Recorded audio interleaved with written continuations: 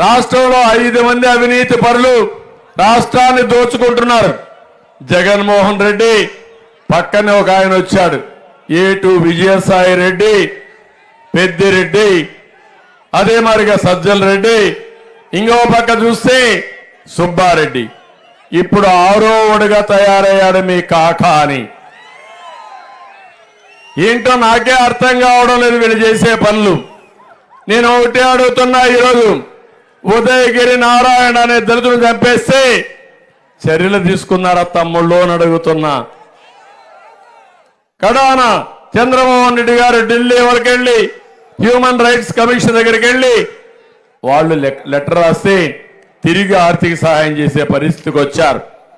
ఇళ్ల పట్టాల కోసం 3,300 ఎకరాలు కొని ఎంత చూపించారు తమ్ముళ్ళు అని అడుగుతున్నా. 6,000-7,000 ఎకరాలు చూపించి డబ్బులు కొట్టేసే పరిస్థితికి వచ్చారు. కరోనాలో డబ్బులు వసూలు చేసి కరోనా ప్యాలెస్ కట్టిన గొప్ప హీరో ఈ కాకానని చెప్పి కూడా నేను మీకు తెలియజేస్తున్నా. ఇలా వీళ్ళ అక్రమాలు అరాచకాలపై పోరాడితే చంద్రమోహన్ రెడ్డి పైన 22 కేసులు పెట్టారు.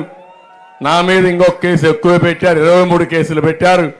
నా జీవితంలో ఎవ్వడూ కేసు పెట్టలేదు, కానీ మొట్టమొదట నా మీద కేసులు పెట్టిన చరిత్రహీనుడు ఎవరు?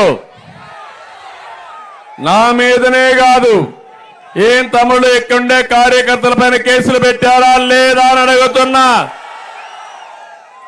నాయకుల పైన కేసులు పెట్టారా లేదని అడుగుతున్నా. ప్రజల పైన కేసులు పెట్టారా లేదని అడుగుతున్నా. మీ అందరికి కూడా కసి ఉందా లేదా అని అడుగుతున్నా. కసిగా పనిచేస్తారా లేదా అని మిమ్మల్ని అడుగుతున్నా. వీళ్ళు ఇష్ట ప్రకారం చేసి నేను ఒకటే చెప్తున్నా, నేను కూడా అనుకుంటే తమ్ముళ్ళు మీ ఇంట్లో నుంచి బయట రాలేరు. హెచ్చరిస్తున్నా, భవిష్యత్తులో నేను కూడా ఏం చేయాలో చేసి చూపిస్తా. చక్ర వడ్డీతో సహా తీర్చుకునే బాధ్యత నాది. రాజకీయంలో ఈ రోజు ఉంది, రేపు ఉంది, ఎల్లుండి ఉంది. ఖబర్దార్, జాగ్రత్తగా ఉండండి. 22 సంవత్సరాలు తెలుగుదేశం పార్టీ అధికారంలో ఉంది. నేనే 14 సంవత్సరాలు ముఖ్యమంత్రిగా ఉన్నా.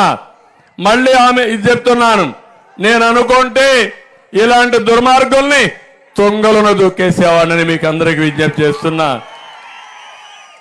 ఇది దోచుకుని చూస్తే ఒక కేజీఎఫ్ కాకాని కేజీఎఫ్ ద్వారా 200 కోట్ల రూపాయలు, మొత్తం 1000 కోట్లు సంపాదించారు. రేపు వస్తాడు, 100 కోట్లు ఖర్చు పెడతాడు, ఓటుకు 10,000 ఇస్తాడు. మీరు కానుంటే పూర్తిగా తాగిస్తాడు. క్వార్టర్ బాటిల్ 1000 కాదయా 10,000 ఇస్తాడు, ఇంకా ఎక్కువ ఇస్తాడు.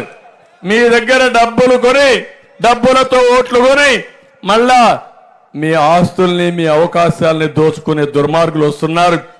కానీ చంద్రమోహన్ రెడ్డి గారి దగ్గర అంత డబ్బులు లేవు, అలిసిపోయాడు, ఉన్న ఆస్తులను అమ్మాడు, 4 సార్లు ఓడిపోయాడు. అయినా కూడా పట్టు వదలని విక్రమార్కుడిగా ఇప్పుడు మీ ముందుకు వస్తున్నాడు.